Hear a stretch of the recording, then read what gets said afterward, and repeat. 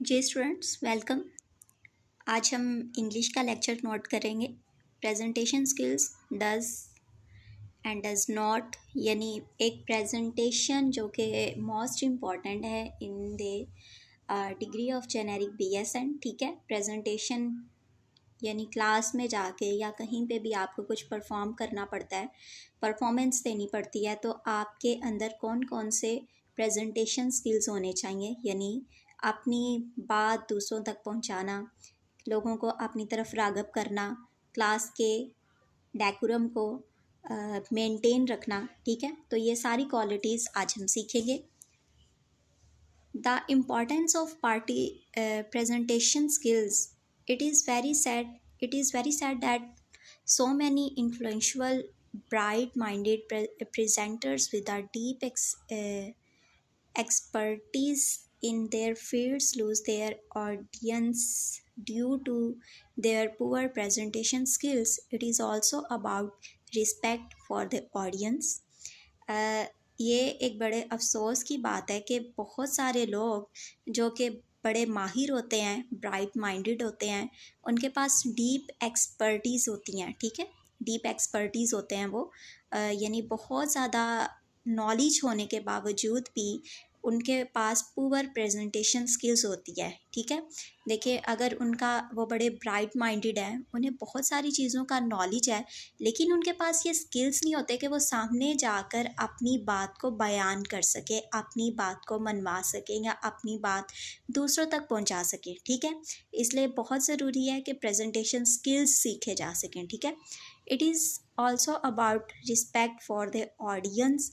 ये दूसरों की एक रिस्पेक्ट को मेंटेन करना। देखें, अगर कोई हम किसी मीटिंग में जाते हैं, हम किसी सेमिनार में जाते हैं, हम कहीं पे ऐसी जगह जाते हैं जहाँ से हम कहते हैं कि फ़लाना लाइक सिंगर आ रहा है, फ़लाना प्रेजेंटर आ रहा है, डिफरेंट तरह के जो ग्रुपिंग्स हैं हम उन्हें ज्वाइन करते हैं, लेकिन हम जाते हैं, देखें टाइम लगा कर जा रहे हैं, अपना एक्सपेंस लगा के जा रहे हैं, तो सामने वाला पर्सन जब हमें अच्छा रिस्पॉन्स नहीं करेगा तो डेफिनेटली हम इंसल्ट फील करेंगे कि क्या हम इतना टाइम लगा कर आए हैं, हमने ये सोचा, और जब हमें रिस्पेक्ट नहीं मिलेगी, यानी ऑडियंस को वो चीज़ नहीं मिलेगी जो वो लेने आए हैं, तो फिर वो समझते हैं कि हमें ये डिसरिस्पेक्ट कर रहे हैं। ठीक है, तो इससे क्या होती है कि हमारी रेपुटेशन ख़राब होती है। ठीक है, people pay a lot of money and travel far away to attend conferences, जो कि बात पहले बता चुकी है कि लोग बहुत सारा पैसा लगाते हैं। डेफिनेटली देखें, वो अपना अपना टाइम दे रहे हैं, ठीक है, अपनी अटेंशन दे रहे हैं, फिर वो ट्रैवल के ड्यूज़ भी दे रहे हैं। ठीक है, तो इतना कुछ वो फेस करके आ रहे हैं और उनका टाइम वेस्ट हो तो इंसल्ट नहीं होगी क्या उनकी? So their time should not be wasted, इसलिए उनका टाइम वेस्ट नहीं होना चाहिए। Both the organizers and the presenters need to do everything they can do to add value to the audience. So here are some useful tips, यानी जो organisers हैं जिन्होंने वो मीटिंग्स, वो कॉन्फ्रेंसेस ऑर्गेनाइज़ की है, प्रेजेंटर्स हैं, उन्हें चाहिए कि वो हर वो चीज़ शामिल करें जिसे ऑडियंस यानी आने वाले लोगों को मतलब कि वो अपनी वैल्यू महसूस करें। ठीक है, उन्हें लगे कि हमारा आना जो है बेफजूल नहीं हुआ, वो इंजॉय करें, और सिर्फ इंजॉय नहीं करें बल्कि वो बहुत सारी चीज़ों को सीख कर जा सके। ठीक है, यानी उस कॉन्फ्रेंस में ऐसी चीज़ें ऐड होनी चाहिए जिससे ऑडियंस की वैल्यू बढ़े। ठीक है, और यहाँ पर कुछ टिप्स हैं वो हम सीखेंगे। एडवाइस फॉर स्पीकर्स, स्पीकर्स के लिए क्या मशवरा है?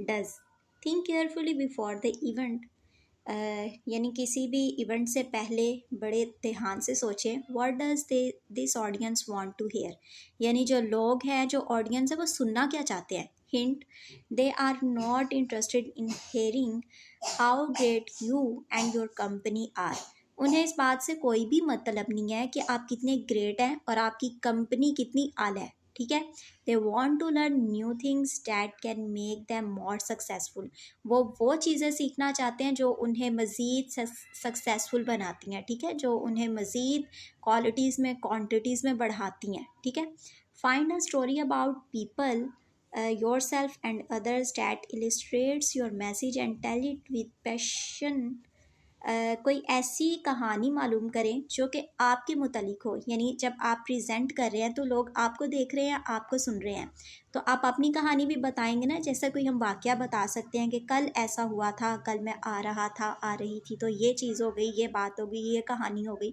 तो इंटरेस्टेड होकर सुनेंगे, ठीक है। या फिर किसी और के बारे में आप हवाला देकर बात को समझाएंगे तो लोग इन चीज़ों को पसंद करते हैं, यानी ज़्यादा राग़िब होंगे आपकी बात को सुनने में, ठीक है। Story telling always beats lectures. जो स्टोरी के थ्रू एक कहानी को, एक बात को बताया जाता है ना, वो हमेशा मद्दे मुकाबिल होती है एक लेक्चर के। लेट्स सपोज आप इमेजिन करें एक क्लास में स्टूडेंट्स बैठे हैं और जो उस्ताद है वो स्लाइड्स पढ़ाए जा रहे हैं, स्टूडेंट्स बोर होना शुरू हो जाते हैं, क्योंकि लोगों को आजकल की जनरेशन ऐसी है जो कि अटेंशन उस तरीके से नहीं देना चाहती। जैसे ही आप कुछ स्टोरी बताते हैं या अपने बारे में कोई बात बताएंगे तो जो स्टूडेंट्स हैं वो फ़ौरन से ऐसे थोड़े राग़िब हो जाते हैं, अटेंटिव हो जाते हैं, और टीचर अपने बारे में कोई बात बता रहा है या टीचर ने वो बताया, यानी उसे उस मॉरल से, सॉरी, उसे उस कहानी से, उस हिंट से चीज़ें ज़्यादा याद रहती हैं, ठीक है। तो यहाँ पर एक हमें सुजेशन मिल गया कि किसी को कोई भी बात, यानी खुतबा देते हुए, कोई लेक्चर देते हुए, उसमें स्टोरी ज़रूर ऐड करनी चाहिए, यानी ये एक वो बोरिंग टाइप के लेक्चर से हट के होती है कि लोग ज़्यादा राग़िब होते हैं, ठीक है। Start by urging the audience not to take notes. उन्हें इस बात पर उकसाएं कि उन्हें नोट्स लेने की ज़रूरत नहीं है, ठीक है। So that you will post your presentation summary online immediately outwards. Your presentation summary should not be all your slides, instead put together 3 maximum slides that explain your key messages with pictures and very short texts. आपकी जो PPT होनी चाहिए, जो आपकी slide होनी चाहिए, वो maximum 3 होनी चाहिए, और उसमें सिर्फ लेक्चर ही नोट डाउन नहीं होना चाहिए, उसमें आप कोई पिक्चर्स ऐड करें, शॉर्ट टेक्स्ट इस्तेमाल करें ताकि पढ़ने वाला उसमें इंटरेस्टेड हो, ठीक है। जैसे कि एक दफ़ा मैंने अपनी क्लास में प्रेजेंटेशन दी थी और वो वाइटामिन्स पे थी, ठीक है। अब वाइटामिन्स चूँकि हमें डिफरेंट तरह की चीज़ें खाने से हासिल होते हैं, तो मैंने उसके साथ पीपीटी भी तैयार की थी, और उसके साथ मैं ना अपने घर से बहुत सारा सामान लेकर गई थी, यानी फ्रिज में जो भी मौजूद वेजिटेबल्स थी, फ्रूट्स थे, नट्स थे, कुछ जाकर मैं स्पेशल लेके आई ताकि मेरी प्रेजेंटेशन अच्छी हो। और उस वक्त मुझे याद है मेरी क्लास में काफ़ी अच्छी प्रेजेंटेशन हुई थी, यानी बहुत अच्छे तरीके से मैंने एक्सप्लेन किया था अपनी प्रेजेंटेशन से, यानी स्लाइड्स के साथ भी, और यानी डिफरेंट तरह की चीज़ों को जब सामने पड़ी होती हैं तो लोग शौक से देखते हैं, वो वाह ये भी है, ये भी है। तो ये एक तरह का टेस्ट डेवलप करते हैं हर एक बात में, हर एक चीज़ में। All right, keep an I contact with the audience and move around the stage. जो ये एक बात करने का बड़ा पक्का तरीका है, यानी कहते हैं कि he is the real man, कि वो आंखों में आंखें डाल के बात करता है, ठीक है। कि आप ऑडियंस की आइज़ में देखें, ठीक है। आपके अंदर इतनी जुर्रत होनी चाहिए, अपने ऊपर, अपने अंदर इतना इत्मीनान होना चाहिए कि आप लोगों को फेस कर सके, ठीक है। समटाइम कुछ लोग ऐसी हरकतें करते हैं कि हंसाने की कोशिश करते हैं, या डिफरेंट तरह की कुछ दोस्त अहबाब ऐसे बैठे होते हैं कि वो हमें इरिटेट करते हैं, लेकिन अपने आप को इस कदर रेडी होकर आपने तैयार करना है कि कोई भी इस तरह की मिस हैपनिंग आपकी प्रेजेंटेशन को, आपकी रिस्पेक्ट को ख़राब ना करें। All right, don't hold on to the speaker stand. Use a remote clicker to control your presentation. Remember that 70% of your communication is in your body language. जब आप एक स्टैंड पर, यानी स्पीकर के पास, माइक के पास खड़े हैं, तो जो उसका डाइस है उसे होल्ड कर ना खड़े रहें, ठीक है। ये एक तरीके की कन्फ्यूजन वाली साइंस होते हैं, ठीक है। आपकी मूवमेंट होनी चाहिए, यानी आप चंद एक स्टेप स्टूडेंट्स की तरफ जाएं, क्लास के बीच में जाके बच्चों को समझाएं, अपने हाथों का इस्तेमाल करें, आई कांटेक्ट का इस्तेमाल करें, ठीक है। रिमेंबर, याद रखें कि 70% जो कम्युनिकेशन है, यानी 70% जो बातचीत है, वो आपकी बॉडी लैंग्वेज है, ठीक है। फ़र्ज़ करें हम जब किससे बात कर रहे होते हैं तो ये बाकायदा बताया जाता है कि अभी भी मैंने बताया कि आई कांटेक्ट बहुत ज़रूरी है। एक डॉक्टर पेशेंट को चेक कर रहा है और वो उसकी तरफ देख ही नहीं रहा, उसकी बात ही नहीं तवज्जो से सुन रहा, तो जो पेशेंट है वो भी कंफ्यूज होगा और अपनी बात को इलिस्ट्रेट नहीं कर पाएगा, अच्छे से बयान नहीं कर पाएगा, ठीक है। इसलिए ज़रूरी है कि बी अटेंटिव होके बैठा जाए और हमारी गुफ्तगू, हमारा लहजा इतना मीठा होना चाहिए, हमारे अल्फाज इतने सॉफ्ट होने चाहिए कि नेक्स्ट हमारे साथ इंगेज हो जाए, यानी ठीक है। Engage the audience during your walk. पहले मैंने बताया कि वॉक भी करें, अपने हैंड्स का इस्तेमाल भी करें, अपनी आइज़ का भी इस्तेमाल करें, ठीक है। At least every 10 minutes, for example bye letting them what on a question with their hands और ग्रीन रेड कार्ड्स और मैनोमीटर्स।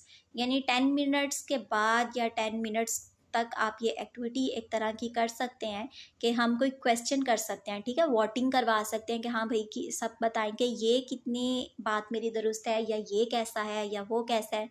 यानी लोगों को भी इंगेज करवाएं, ठीक है, ताकि लोग देखें जब एक क्लास हो रही होती है, लेक्चर हो रहा होता है, तो जो टीचर है वो बीच बीच में पूछ रहा होता है कि ये बताओ ये बताओ, तो स्टूडेंट्स बड़े शौक से बताते हैं, टीचर ये कल हुआ था, हमने ये पढ़ा, हमने वो पढ़ा, हम ये करेंगे। यानी अपने आप को मनवाने के लिए, अपनी बात बताने के लिए कि हाँ हम में भी कुछ है, तो वो आपके साथ इंगेज होंगे, ठीक है। वो भी इंजॉय करेंगे लेक्चर को। तो ज़्यादा अच्छा है कि वो बानिस्बत ये कि बोर हो रहे हैं तो कुछ ऐसी स्ट्रेटजीज अपनाई जाएं कि आपका 1 घंटे का, 2 घंटे का, 2.5 घंटे का लेक्चर जो है वो बोरियत मालूम ना हो। जैसे कि मुझे एक दफ़ा याद है, हमारे एक टीचर है और उन्होंने हमें लेक्चर दिया तो पैथोफिजियोलॉजी का, सॉरी एनाटमी एंड फिजियोलॉजी का, ठीक है।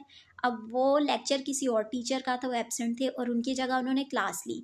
अब वो जो क्लास थी सुबह 9 बजे से लेकर सुबह 9 बजे से लेकर सुबह के ही 11, 11:30 का टाइम हो गया। अगर मुझे याद है ये 2-2.5 घंटे की क्लास, और मैंने एक दफ़ा टाइम नहीं देखा। और मैंने बाद में जब हमारी ब्रेक हुई तो मैंने कहा सर ने इस कदर क्लास को इंगेज रखा है कि मैंने टाइम नहीं देखा और मैं फोकस रही हूँ लेक्चर पर, और जो जो उन्होंने पढ़ाया है उनमें से काफ़ी बेसिक चीज़ें आज भी मुझे याद है, क्योंकि ये जो टिप्स ट्रिक्स आज मैं आपको पढ़ा रही हूँ, बता रही हूँ, ये सब चीज़ें उन्होंने फॉलो की थी, ठीक है। Speak slowly to enable the audience to take in what you are saying and increase their understanding. It also gives you more respect. Near try to cram a 30-minute speech into a 20-minute time slot. That is a big no. जब आप गुफ्तगू कर रहे हो तो आपकी जो words है, आपकी जो आवाज़ है वो मध्यम होनी चाहिए और इतनी होनी चाहिए और ऐसी होनी चाहिए कि दूसरों के सुनने में, यानी कानों को अच्छी लगे, ठीक है। कुछ ऐसे ऊंची ऊंची बोलते हैं तो कानों को इतना अच्छा नहीं होता। यानी आपकी गुफ्तगू का अंदाज़ इतना मीठा होना चाहिए, इतना अच्छा होना चाहिए कि लोग आपको सुने, ठीक है। 20 या 30 मिनट्स बीच में ब्रेक लेते रहें, या बीच में कोई एक्टिविटी आप इन्वॉल्व कर रहे हैं, ठीक है। ये नहीं है कि आप कंटिन्यूसली बोलते जा रहे हैं। Be visual, use pictures and videos that illustrate your points. Read my lips, less text, more visuals. You can do great presentation without any visuals, but then you have to me a master story letter. कि देखते रहें, pictures का इस्तेमाल करें, videos का इस्तेमाल करें जो कि इलिस्ट्रेट करेगा आपके मुद्दे को, आपके पॉइंट को, ठीक है। जैसे देखिए मैंने आपको पहले बताया कि सिर्फ स्लाइड्स का इस्तेमाल ना करें, उसमें बहुत कुछ लिखा नहीं होना चाहिए, उसमें पिक्चर्स का इस्तेमाल होना चाहिए, वीडियोस का इस्तेमाल करना चाहिए। ड्यूरिंग प्रेजेंटेशन आप क्लास को भी इन्वॉल्व करें, ठीक है। इस तरीके के क्वेश्चंस करवाएं या बीच में कोई एक्टिविटी रख लें ताकि वो कॉन्सेंट्रेट रहे। नंबर 8 है डिज़ाइन द स्लाइड्स। और स्टूडेंट्स एक और पॉइंट मैं आपको यहाँ पे बताना भूल गई हूँ, सॉरी। MCQs तो आज मैंने आपको बताए नहीं, अभी ऊपर बहुत आगे हम चले गए हैं। तो यहाँ पर एक MCQs ये है कि रिमेंबर डैट 70%, ये एक MCQs है कि कम्युनिकेशन ज़्यादातर हमारी बॉडी लैंग्वेज से होती है, ठीक है। तो वो कितने परसेंट है? 70%। ये आपने याद रखना है, MCQs के लिए आ सकती है। और जितनी इसमें मेजरमेंट बताई है ना, जैसे ये 10 मिनट्स लिखा है, मैंने दोबारा रिपीट नहीं करूँगी, ये 30 मिनट्स, 20 मिनट्स, यहाँ ऊपर ये मैक्सिमम 3 स्लाइड्स, इन चीज़ों को आप खुद आज नोट डाउन कर लीजिएगा। ये MCQs आ सकते हैं एग्ज़ाम में। कहाँ पे थे हम? 8 पॉइंट पे। Design the slide so that they are easy to see from the back of the room. आपके जो स्लाइड्स है यानी पीपीटी जो आपने तैयार किया, लेक्चर तैयार किया, आपके स्लाइड्स का डिज़ाइन ऐसा होना चाहिए कि बैक बेंचर यानी क्लास में बैठा आखिरी जो बच्चा है, जो पर्सन है, स्टूडेंट है, उसे इजीली वो स्लाइड नज़र आ सके, उस पर क्या लिखा है, वो कौन सी पिक्चर है। ठीक है, आपने ऐसी डिज़ाइन करनी है अपनी स्लाइड्स को।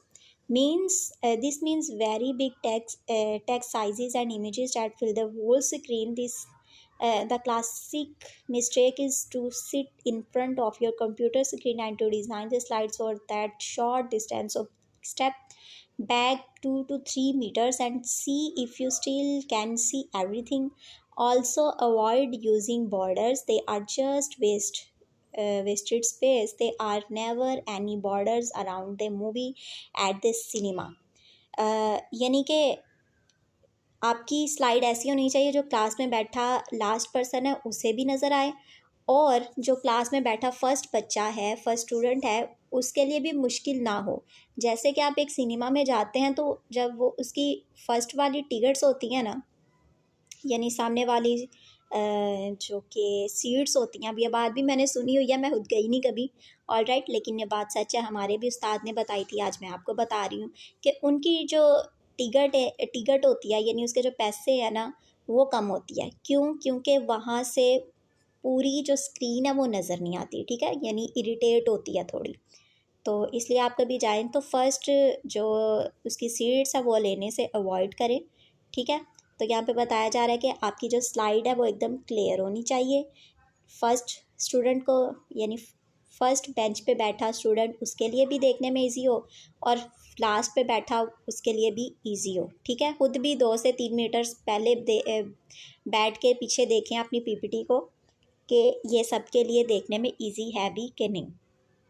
और ये भी है कि बॉर्डर्स का इस्तेमाल नहीं करना। ठीक है, वो सिर्फ वेस्टेड टाइम है। जैसे कि आप मेरी भी इस वक्त पीपीटी देख सकते हैं, इसमें मैंने कोई बॉर्डर इस्तेमाल नहीं किया हुआ। ठीक है, सिंपल स्लाइड पे मैंने वर्ड्स यूज़ किए हुए हैं, लिखे हुए हैं। Make your slides sorry make your slides in the 16.9 format. आपके स्लाइड का जो इमेज होना चाहिए वो 16.9 होना चाहिए। ठीक है, एमसीक्यूज़ के लिए नोट डाउन कर लेंगे। The old standard for ratio 3 is outdated. जो पहला साइज़ था वो 4:3 था। ठीक है, और अब का जो है 16:9 है। Just look at your TV at home, यानी आपने घर में मौजूद जो टीवी है उसमें जो फॉर्मेट है यानी उसके ऊपर जो पिक्चर कैप्चर हो रही है आप उसका साइज़ देख सकते हैं। ठीक है, तो ये दोनों एमसीक्यूज़ के लिए ज़रूरी है कि लेटेस्ट का रेशो कितना है, 16:9, और ओल्ड कितना था, 4:3।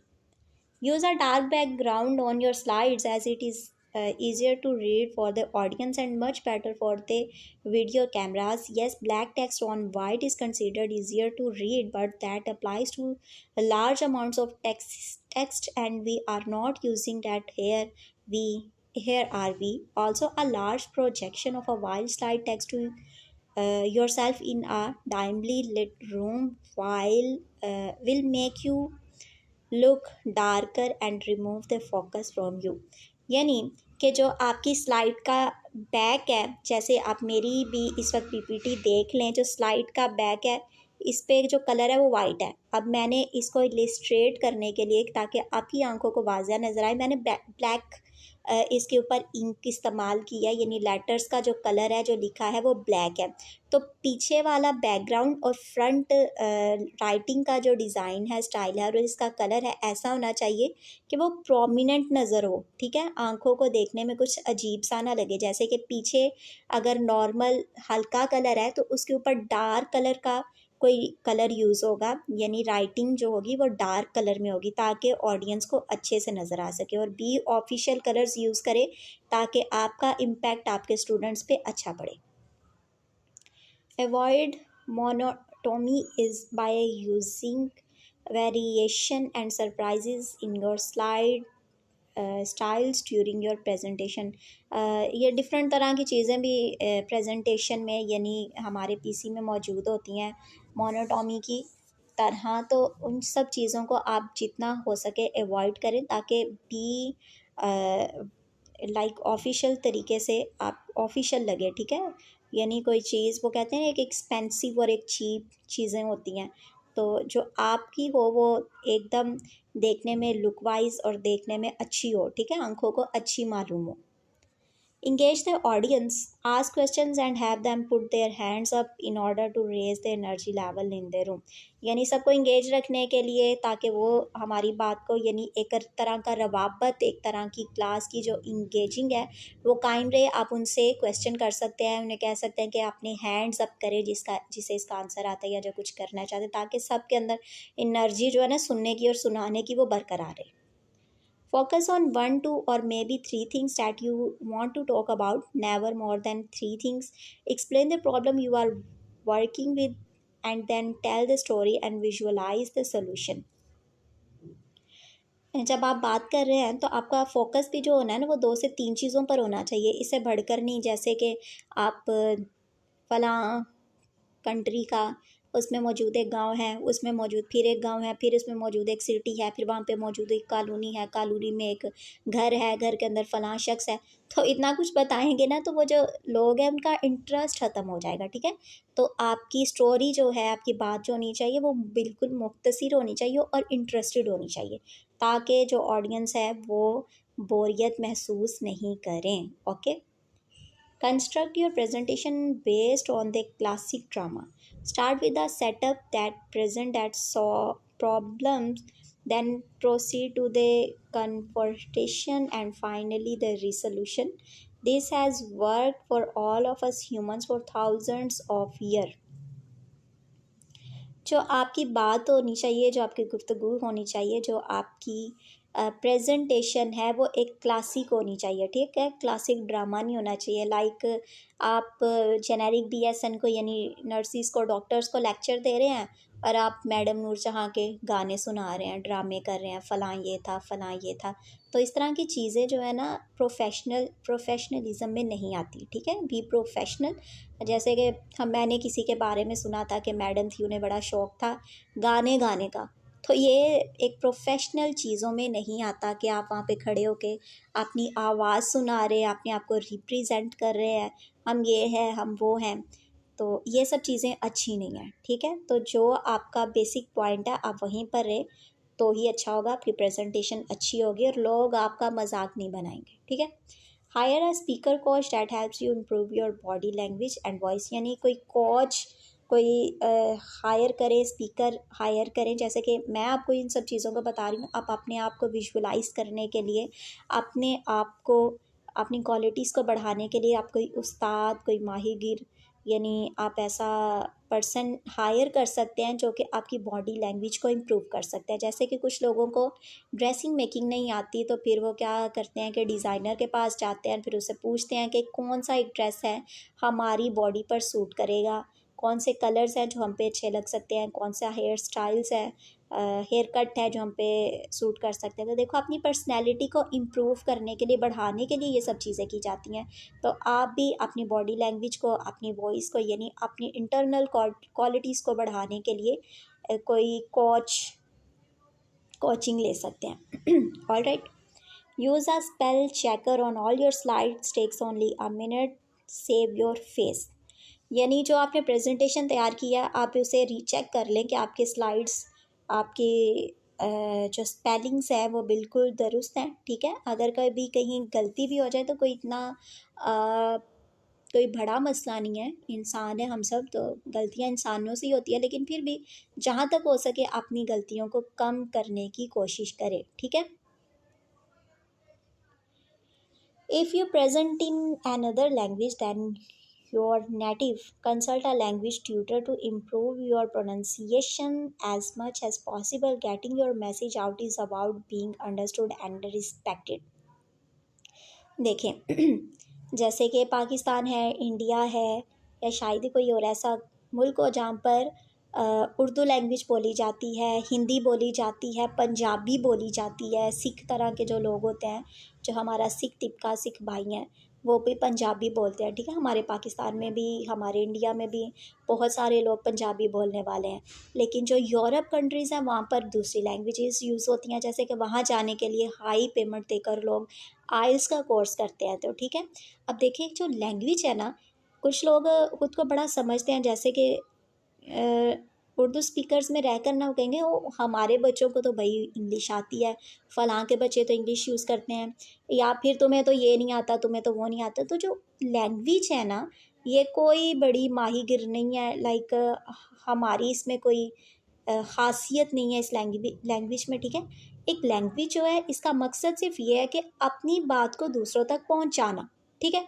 आपके बच्चे दूसरों की बात को समझ नहीं पाएंगे तो क्या इसमें क्या बड़ी खासियत है, लोग आपके बच्चों को डम समझेंगे। ऑल राइट, तो कोशिश करें आप जहाँ पे हैं, जो जैसी ज़ुबान बोलता है आप उन चीज़ों को अडॉप्ट करने की कोशिश करें, अपनी प्रोनंसिएशन को दुरुस्त करने की कोशिश करें। जैसे मैं हूँ, तो मैं भी एक पंजाबी हूँ, उर्दू बोलने वाली हूँ। तो जब मैं इंग्लिश लैंग्वेज बोलती हूँ तो बहुत सारी ऐसी चीज़ें सामने आ जाती हैं, क्योंकि ये मेरी बेसिक लैंग्वेज नहीं है, मेरी नेटिव लैंग्वेज नहीं है, मेरी मदर लैंग्वेज नहीं है, ठीक है। लेकिन जैसे मैं इसे सीखूंगी करूँगी, तो वो कहते हैं ना, practice makes the things perfect. कई करने से चीज़ों को प्रैक्टिस करने से दिन ब दिन बेहतरी आती जाती है। 18 है, 18 point, test your presentation on the other people before hand and video tap yourself, listen to their feedback and watch yourself. Would you understand and appreciate your presentation? किसी के सामने जाने से पहले, किसी के सामने प्रेजेंटेशन देने से पहले आप खुद को चेक कर ले। ज़रूरी है कि आप, समटाइम वो कहते हैं ना कि एक मिरर के सामने खड़े होकर लोग कोशिश करते हैं बोलने की। इसमें बताया गया कि हो सके तो आप अपनी वीडियो बना लें, खुद को विजुअलाइज करें, अपने उस्ताद खुद बनकर देखें कि आपकी वीडियो कैसी है, आपका बोलने का अंदाज़ कैसे, आप कैसे काम कर रहे हैं, ठीक है। और फिर अपने आप को अप्रिशिएट करें कि क्या आपकी प्रेजेंटेशन काबिल तारीफ़ है। वैसे डिग्री लेवल पर आते हुए हमें, मुझे नहीं लगता इतनी ज़रूरत है। जैसे मैं अपने बारे में बताऊं तो मैं अपने अंदर इतना कॉन्फिडेंस रखती हूँ कि 10 लोग, 10,000 लोग या सैकड़ों भी बैठे होंगे तो मैं उनके सामने बोल सकती हूँ, ठीक है।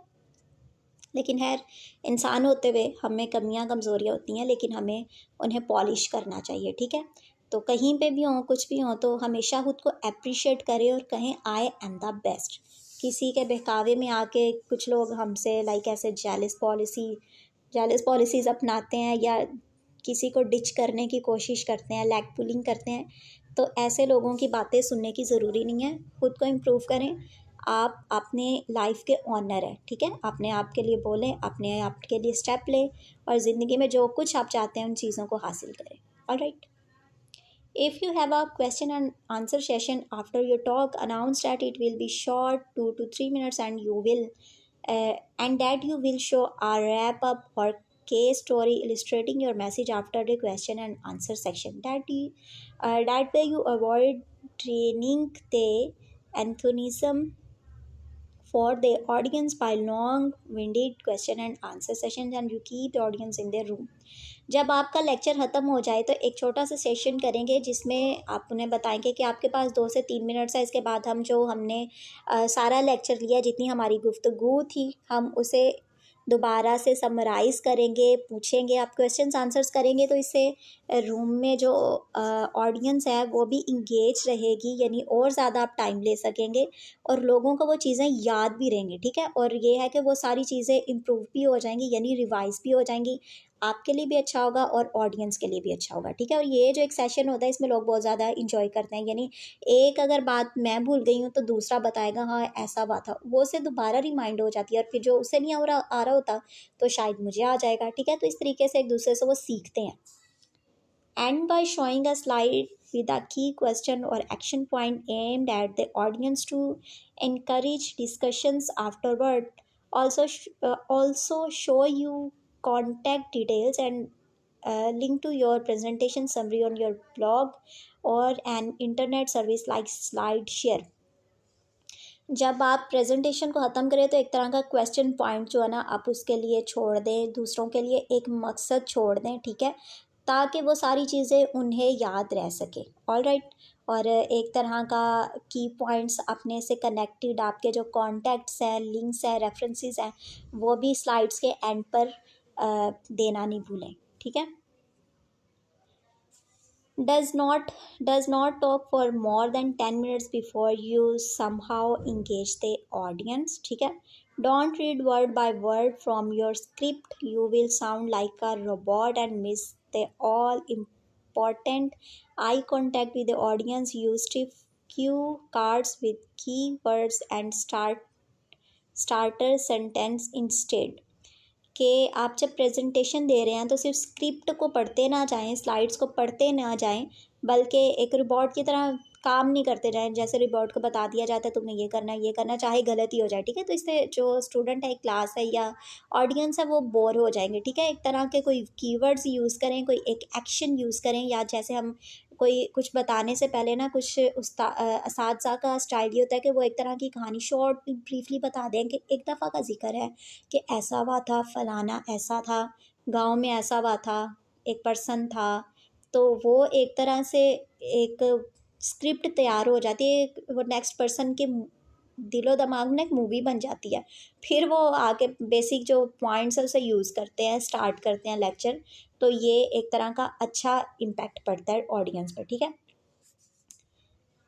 Don't speak with a too low or monotonous voice. If people can't hear you well at the back of the room, or if you don't have any energy in your voice, you will lose the attention of the audience in a minute. Hire a voice coach. आपकी जो आवाज़ है बहुत ज़्यादा मध्यम नहीं होनी चाहिए कि जो एंड पर बैठा एक पर्सन है, एक स्टूडेंट है, तो उसे आपकी आवाज़ ना आ सके। ठीक है। तो आपकी बात को समझ ही ना पाएगा। अगर आपकी आवाज़ में इतनी एनर्जी नहीं है तो जो अटेंशन है ना लोगों की, वो आप मिनट्स में लूज़ कर देंगे। लोग कहेंगे यार इसमें तो कोई दम नहीं है, इसकी तो बात का कोई मज़ा नहीं आ रहा, समझ में नहीं आ रहा। तो इसके लिए ज़रूरी है कि आप हायर करें वॉइस को, जो कि आपकी को वॉइस को इम्प्रूव करने में आपकी मदद करेगा। ठीक है। Don't talk too fast and try to cram a 45-minute presentation into a 30-minute time slot by speaking at machine gun pace. You might just as well stay at home. जो गुफ्तगू का अंदाज़ है ना, वो बहुत ज़्यादा ये नहीं होना चाहिए कि आप बोलते जाएं, बल्कि उसे शॉर्ट करें। जितना शॉर्ट हो सके बीच में आप स्टेप्स लें, तो ये एक अच्छा इम्पैक्ट पड़ेगा ऑडियंस पे। ठीक है। Don't use any acronyms without spelling them out and explaining what they mean. Don't read from text bullets in your slides. If you have to use text bullets, keep them very short and very few per slide. Then first let the audience read it and then expand on the subject using on your own words. Normal चीज़ें हैं, इसलिए मैं इसे ज़्यादा explain नहीं कर रही। Don't use complete sentence in your slide. Your voice shall tell the story and the slide shall only spot it. यानी जो आपकी स्लाइड है ना, उसके ऊपर मुकम्मल तरह की स्टोरी ना लिख दें, पूरी बात ना लिख दें। वो कहते हैं ना कि तजस्सुस छोड़ना चाहिए। ठीक है। Always have security. ठीक है। तो थोड़ी चीज़, थोड़ी बात स्लाइड पे, थोड़ी आपकी एक्शंस में, थोड़ी आपकी आवाज़ में, और बाकी सारी जो है वो आपकी प्रेजेंटेशन में होनी चाहिए। Don't start talking immediately on top of your slide. Let the audience interrupt the slide for a while, then add your insights. फ़ौरन से लेक्चर स्टार्ट ना कर दें, अपनी गुफ्तगू स्टार्ट ना कर दें, इससे लोग बोरियत महसूस करते हैं। ठीक है। Don't use hard to read fonts और greyish background at obscure the text. यानी टेक्स्ट जो है या बैकग्राउंड का जो कलर है वो ऐसा यूज़ ना करें कि आंखों का अच्छा ना लगे और पढ़ने में मुश्किल हो। डोंट यूज़ क्यूट और unusual photos that are not illustrating exactly what you are talking about. It distracts the audience. Nobody will hear what you are saying. यानी गैर इखलाकी या ऐसी आपकी लेक्चर से अनरिलेटेड फ़ोटोज़, वीडियोज़, ये चीज़ें इस्तेमाल नहीं करें, ये लोगों को इरिटेट करेंगी। ठीक है। Don't use effects such as text that fly into slide or any other disturbing transitions. We are not running an amusement park. The interesting stuff should in your contact, जो मैंने पहले बताया कि जो आपका पॉइंट है टू द पॉइंट बात करें। ठीक है। इधर उधर जाने की ज़रूरत नहीं है। ये आपको अनइंटरेस्टेड प्रेजेंटेशन कर देगा. Don't waste your audience time by presenting the history and organization of your organization of your organization unless it is essential to understand your presentation, which is very very seldom. यानी कि audience को bore ना करें, उनका time waste ना करें कि आप अपनी ऑर्गेनाइजेशन की तारीफ़ करे जाएं, आप उसकी हिस्ट्री बताने लग पड़े. ठीक है, जो कि पहले भी बताया कि प्रेजेंटेशन का मकसद ये है कि आपकी बातों में दम होना चाहिए, लोग आपके साथ इंगेज रहें. ठीक है, यानी लोग अपने टाइम को वेस्ट नहीं करना चाहते, वो सुनना चाहते हैं जो जिनसे उन्हें फ़ायदा हो. ठीक है, don't use a corporative slide temples. ठीक है, ऐसे फजूल तरह के स्लाइड टेम्पल्स इस्तेमाल ना करें. डोंट मेंशन टिप्स वर्बली, यानी सिर्फ लिखने से टिप्स मेंशन ना कर दें, बल्कि आपकी बातों में भी आपके पास भी कुछ होना चाहिए. देखिए, जब सब कुछ आप कुछ स्लाइड पे लिख देंगे तो फिर आपके पास बोलने को क्या होगा. ठीक है, तो थोड़ा स्लाइड पे और थोड़ा आपकी गुफ्तगू में, आपके लेक्चर में होना चाहिए. Don't hide behind the computer और speaker stand. Make sure the audience see you and maintain eye contact with them. यानी कि जिस कंप्यूटर पर या स्पीकर स्टैंड पर आप खड़े हैं तो खुद को उसके पीछे छुपाए नहीं, बल्कि लोगों के सामने आए. लोग आपको देखना चाहते हैं, लोग आपको सुनना चाहते हैं. ठीक है, उनके साथ आई कॉन्टैक्ट बनाएं. Don't end by simply summarizing what you have talked about. Instead, show your passion for your message and that you want to audience to succeed as a result of the message of your talk. अपनी बात को, अपनी गुफ्तगू को, अपने lecture को एक आम तरीके से समराइज करके नहीं छोड़ते, बल्कि एक पॉइंट हमेशा छोड़े. क्यूरियोसिटी, यानी कि एक दमदार स्पीच के ज़रिए, यानी उनके अंदर कोई नुक्ता छोड़ें, कोई पैशन छोड़ें कि इस सारी टॉक का मकसद ये था और आपने अपनी ज़िंदगी में ये करना है. ठीक है, ताकि उन्हें भी पता हो उनकी ज़िंदगी का भी कोई मकसद है, यहाँ पर आने का कोई उनका मकसद था और उन्होंने हासिल किया और उन्हें ये अचीव करना चाहिए. यानी लोग हासिल करके जाते हैं और मज़ीद क्या कि अपनी लाइफ के लिए वो रूल्स रेगुलेशंस कायम करते हैं, पैशन लेते हैं कि हाँ हमने भी अपनी लाइफ में ये सब अचीव करना है. Okay, thank you so much students.